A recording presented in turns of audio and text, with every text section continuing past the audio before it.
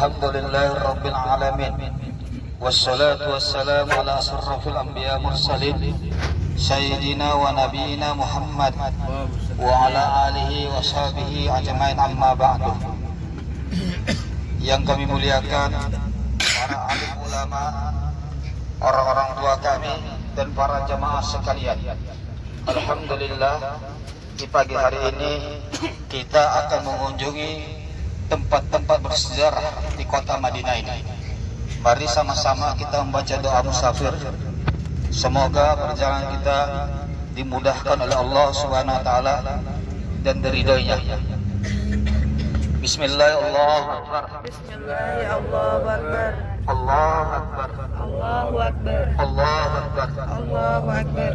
Subhanallazi sakhkhara lana hadza wa ma kunna lahu muqrinin wa inna ila rabbina lamunqalibun.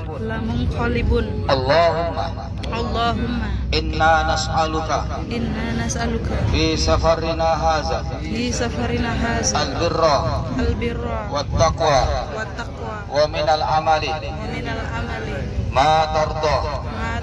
Allahumma hawwin alaina safarana hadza watwi anna ba'dahu. Allahumma anta sahibu fi safari wal khalifatu fil ahli. Allahumma inna na'udzubika min wa'sa'i as-safari wa ka'abati al-manzari wa su'il munqalabi fil mali wal ahli wal waladi. Alhamdulillah rabbil alamin. Sebelah kiri kita ini, sebelah kanan kita adalah pekuburan Baqi yang kita sebagian sudah ziarah situ. Di dalamnya dikebumikan Khalifah Utsman bin Affan. Kemudian istri Nabi 9, putri-putri Nabi di dalam, dan banyak sahabat-sahabat di situ dikebumikan. Nabi SAW menyarankan, kalau menganjurkan, kalau bisa meninggallah di Baqi. Dan mendapat doa Nabi, Allahumma ighfir li ahli Baqi. Ya Allah, ampuni dosa-dosa orang yang meninggal di Baqi. Dan banyak lagi keutamaan-keutamaan Baqi itu.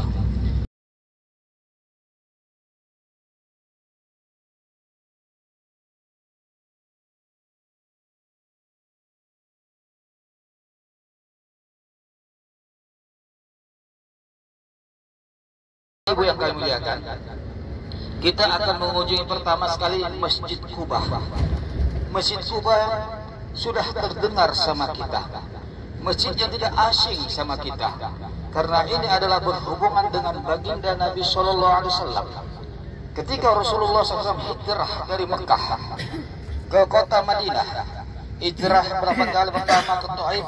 Di Taif tidak dapat sambutan, maka Nabi kemudian diperintahkan Allah hijrah ke Madinah, ditemani oleh sahabat utama Abu Bakar Siddiq. Dimulai hijrahnya yaitu daripada Jabal Sur. Insyaallah nanti di Mekah kita akan mengunjungi sana juga. Dan orang-orang Madinah waktu itu sudah banyak yang Islam. Kalau kita sebutkan kota Madinah di masa itu adalah gak luasnya kira-kira Masjid Nabawi dan halaman. Jadi itulah perkampungan Madinah di waktu itu. Qubah adalah sebuah desa luar Madinah pada waktu itu. Maka Mus'ab bin Umair, sahabat utama da'i, dia diutus Rasulullah pertama hijrah ke sini, sehingga dia berdakwah sehingga banyaklah penduduk Madinah yang masuk Islam. Maka kedatangan baginda Nabi SAW ke Madinah ini sudah tercium, sudah terdengar oleh mereka.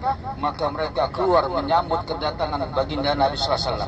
Mereka tidak menunggu di Madinah, mereka keluar ke desa yang akan dilewati Nabi. Desa yang terdekat adalah Qubah, dan Nabi mesti lewat situ. Ini dari sinilah kebiasaan juga, kadang-kadang kita ada orang-orang besar, orang-orang haji disambut daripada tepi desa, karena mengikuti para sahabat yang menyambut Nabi ketika di Qubah itu. Sampailah di Qubah, dilantunkanlah lagu sambutan kepada baginda Nabi SAW. Tala'al badru alaina min saniyatul wada, yaitu sani wada adalah nama lain daripada Qubah. telah datang terbit kepada kami, datang kepada kami bulan itu Badar itu apa? Bulan purnama full, artinya begitu mulianya baginda Nabi. Kemudian daripada arah Sanatul Wada yaitu Kubah dan wajib alaina syukur, wajib atas kita bersyukur. Inilah qasidah yang terbesar tertua sampai sekarang semua dalam segala acara dikumandangkan ini. Maka Nabi disambut oleh mereka di situ, kemudian Nabi singgah di situ lebih kurang 3 malam. Untuk apa Nabi singgah ke situ? Di situ adalah untuk membangun masjid. Maka Nabi membangun masjid di situ daripada perjalanan yang jauh, lebih kurang lebih 10 hari, ada mata yang lebih perjalanan dengan unta, bukan dengan bis. Unta begitu capek Nabi perjalanan itu, tapi Nabi ikut kerja juga membangun Masjid Kubah. Sehingga ketika saya bilang, ya Rasulullah, istirahatlah, biar kami kerja ini. Engkau suruh aja kami yang mana engkau suruh, kami akan angkat. Tapi Nabi bilang, silahkan angkat itu, angkat ini, saya angkat ini, supaya cepat selesainya. Inilah ketawaduan baginda Nabi, bukan berbeda dengan pemimpin-pemimpin di waktu itu. Sehingga orang Madinah melihat Nabi, ketika lihat pertama dan sikap Nabi, mereka makin mencintai Nabi. Ini pemimpin tidak sombong, dia hanya menyuruh-nyuruh, tapi dia mau kerja. Setelah selesai Masjid Kubah, maka masjid ini juga diabadikan dalam Quran, la awwal masjidun usisa 'ala taqwa. Mula-mula masjid yang dibina atas ketakwaan. Karena apa? Baginda Nabi langsung yang membangun. Beliau adalah Sayyidatul Syuhada, Sayyidatul Rasul, Imamul Muttaqin. Beliau adalah pemimpin sekalian Rasul, pemimpin sekalian orang-orang bertakwa. Maka kalau Masjid Haram Mekah itu bukan Nabi yang membangun, sudah ada sejak Nabi Ibrahim. Banyak nabi-nabi yang situ. Jadi di Mekah Nabi nggak membangun masjid, maka ini dibangun Nabi. Maka di atas fondasi takwa, yaitu apa? Baginda Nabi yang ikut membangunnya. Setelah selesai Masjid Kubah dibangun, Nabi baru melanjutkan perjalanan ke Madinah ini. Barulah di situ membangun selanjutnya Masjid Nabawi, yang mana kita kemarin sudah ke Rodoh, itu di atas fondasi masjid asli. Ada berapa tiang-tiangnya? Kalau masjid asli masa Nabi 50x50. Jadi semua perluasan semua. Dan nanti ini juga sekali kanan akan jadi perluasan Masjid Nabawi yang nanti daya tampungnya sampai 4 juta orang. Ini mau kita ajar. Jadi hotel kita pun akan kena itu perluasan masjid. Itulah jangka. Maka mereka bikin ada agenda 2030. Artinya jamaah haji semua akan ditingkatkan sampai jatah nanti bisa jadi 4 juta orang. Itu proyeknya proyek besar selesai ini. Setelah Nabi di Madinah, Nabi sering datang ke Masjid Kubah. Kadang Nabi berjalan kaki, kadang naik kuda. Dan alhamdulillah, pemerintah sekarang telah membuat tapak tilas untuk jemput jalan Nabi.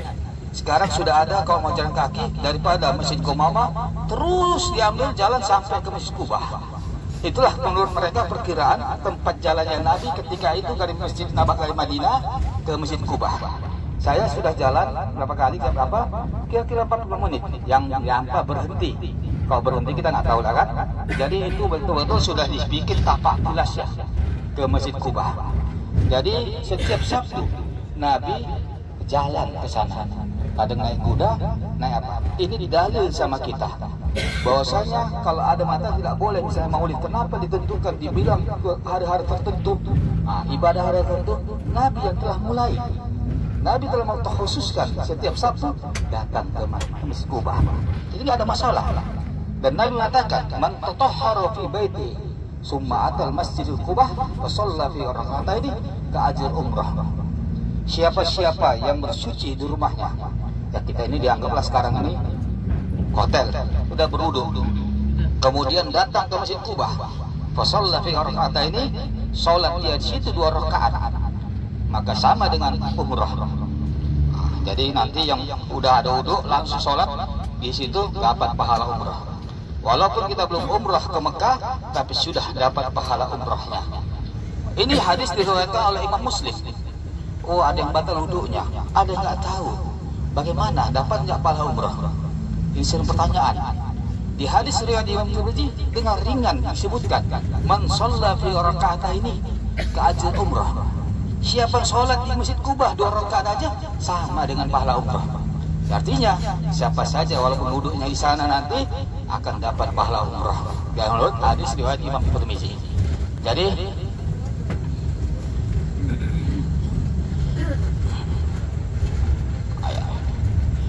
ini adalah bangunan lama Turki Bapak. Di sini sebelah kanan kita ada dulu posisi sumur. Nah, ketika Nabi akhir hayatnya sakit, Nabi meminta sumur. Nah, itu air dari sumur. Dan di guru kita di sini adalah salah antara sumur. Tapi memang sudah dibolehkan lagi masuk. Tapi kelihatannya sudah itu akan dibikin proyek untuk itu bisa dikunjungi. Jadi sekarang pemerintah Saudi lagi betul-betul membangun sejarah tempat-tempat yang pernah dikunjungi baginda Nabi. Nah itu sebenarnya ke Badar sudah ada situ proyeknya semua, membangun masjid besar-besaran. Mudah-mudahan arah ke depan di sini semua tempat-tempat peninggalan Nabi, sejarah Nabi betul-betul boleh dikunjungi. Nah itu saya tengok sampai ada Biru Rauha, sumur tempat Nabi ke Mekah, singgah di mau ke Badar, mau kemana pun dari Mekah ada tempat Nabi singgah. Dulu itu terlantar tidak dipain, tapi baru sebulan lalu saya ke sana sudah ada proyek di situ, pembangunan masjid besar-besaran.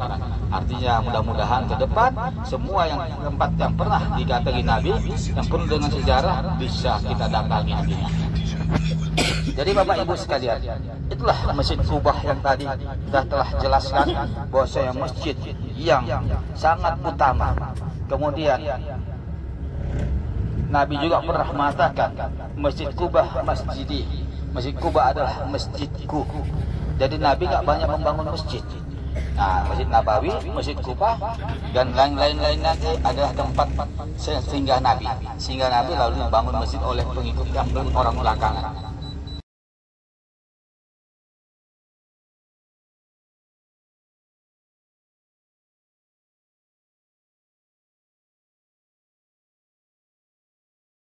Bapak Ibu yang kami muliakan, kita sudah ada di Madinah sudah berapa malam?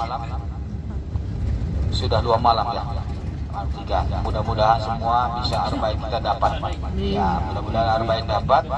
Maka selama kita di Madinah ini, betulkan niat kita, sucikan hati kita. Kita adalah sebagai tamu-tamu Rasul. Tamu-tamu Rasul jelas punya kemuliaan. Tamu pejabat saja punya kemuliaan. Jadi kalau di Madinah kita kamu Rasul, kamu penghulu sekalian manusia, sekalian makhluk yang paling abdol, itulah baginda Nabi. Kita selama 8 hari jadi tamunya, maka kita manfaatkan ini, yaitu perbanyaklah kita sholawat kepada Nabi, perbanyaklah kita di sini, yaitu ziarah kepada baginda Nabi SAW. Sudah pernah kita bimbingkan ziarahnya kan? Itu bukan mesti 1 kali bimbing enggak. Artinya kalau Bapak Ibu punya waktu, datang ke depan ziarah kepada Rasulullah. Kalau laki-laki ziarah dibuka 24 jam. Nah, tapi dari mana pintunya? Dari depan. Kalau yang belakang pintu yang kita masuki jam 11 tutup. Nah, jam 3 baru buka. Tapi kalau di depan sana yang tempat pintu ziarah itu, yang masuk dari tempat ziarah itu 24 jam. Laki-laki. Kalau perempuan enggak, laki-laki. Kapan yang enak ziarah? Yang enak ziarah jangan habis sholat atau 1 jam sebelum sholat, itu rame sudah. Jadi misalnya selesai isya jam 8, datanglah jam 10 malam, itu enak sepi. Atau subuh selesainya jam 6, kan kalau kita langsung ziarah itu padat sekali. Datang misalnya ada kegiatan jam 8, jam 9 ke depan ziarah, itu enak sepi. Jadi itu untuk laki-laki, kalau mau enak ziarah itu kita. Jadi kalau buat 1 jam sebelum sholat, 1 jam setelah sholat, antara asar sampai isya itu padat. Jalan sedikit kayak gini lah, kayak susun apa itu kan? Nah, itu padatnya. Jadi kalau mau tenang kita, supaya supaya enak, nyampaikan salam, mau berdoa, mau apa, maka ambillah waktu-waktu tadi itu. Jam 11 malam, itu sepi. Nah, jam 10 ke atas lah, atau kita bangun cepat. Saya sering itu. Bangun cepat jam 3 atau setengah 2, 3. Nah, kita langsung ke depan. Itu enak. Sehingga kita langsung ke depan ziarah, langsung kita berdoa, baca salam. Polisi pun nggak ketat kali jam segitu. Tapi kalau lagi padat, haji. Cepat kali kan? Nah, itu. Jadi Rasulullah, Abu Bakar, Umar semua di tengah. Kan ada 3 kotak itu kan, yang satu kotak pertama itu kosong, kotak ketiga kosong, di tengah semuanya. Nah, jadi kalau kita bisa menengok lubang itu, di tengah itu ada kayak lampu lagi, kiswah, di dalam kiswah itulah. Jadi kalau makamnya kita nggak lihat sama sekali. Nah, ya makam Nabi, makam kuburan Rasulullah, Abu Bakar, Umar dikelambui lagi dalam warna hijau. Dan itu yang kita bisa lihat kalau kita nengok lubangnya bagi laki-laki. Kalau ibu-ibu mungkin pas waktu masuk Raudhah kemarin bisa. Jadi kita sudah ada lagi nanti Selasa. Nah, kemudian untuk Raudhah besok kan. Nah, jadi perempuan memang agak ketat sekali ke Raudhah, berbeda dengan laki-laki.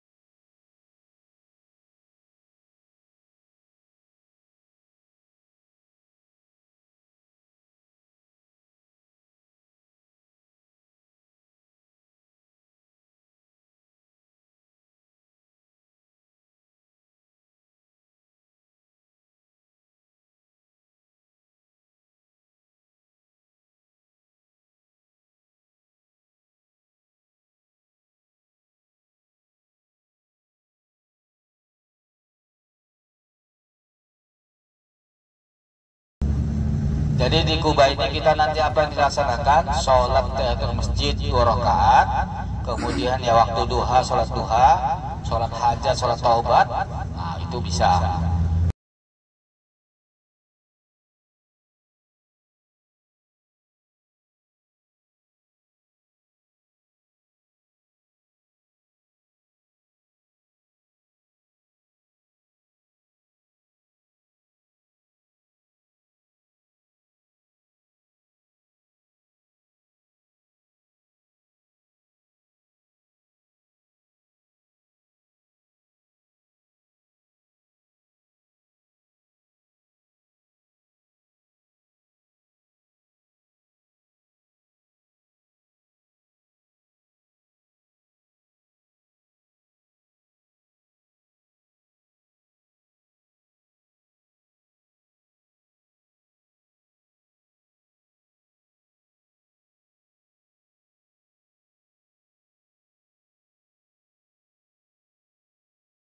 Nah, ini ya, ini sudah.